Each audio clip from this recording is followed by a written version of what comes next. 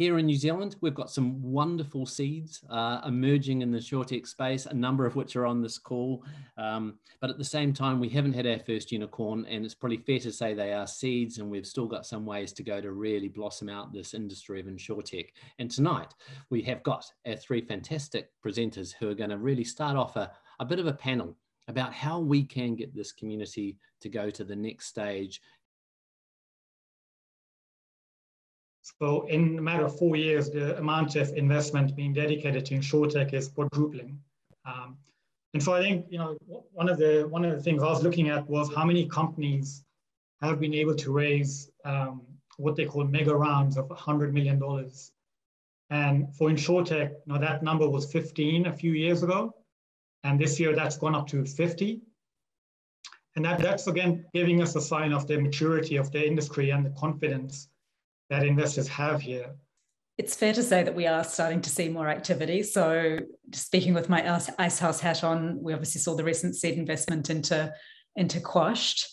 So I think there is more and more happening, and I think it's just a matter of time. I just think it comes after those other fintech categories, payments, lending, etc. And maybe that is somewhat because of regulation, or somewhat because because of there's really high barriers to entry, right? So we do this in partnership, typically InsurTechs in partnership with incumbents often. Investors are focusing on value perceptions that are strongly influenced by a few factors, and probably one of the most important is scalability. The scalability of the technology and the market for that technology. Because when they're looking at a New Zealand tech business, they're not looking at the New Zealand market per se, they're looking at a global market. So how quickly and readily can that technology and that business scale? They'll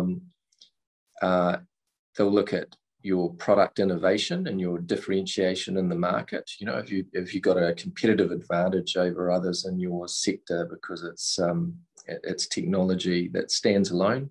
When you're looking for capital, you need to have all of the great things in place, like a great team, a proven customer use case, and demonstrable growth and technologies. There aren't too many alternatives to investment. If you need capital, you need capital. But if what we're talking about is finding a way to the market, then there are alternatives to get there that might mean that you don't need that capital investment.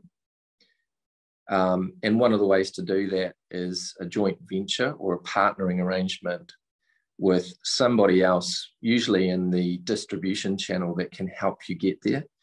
And a joint venture traditionally is simply that each of those joint venture parties can contribute some value to that relationship, and those values are complementary.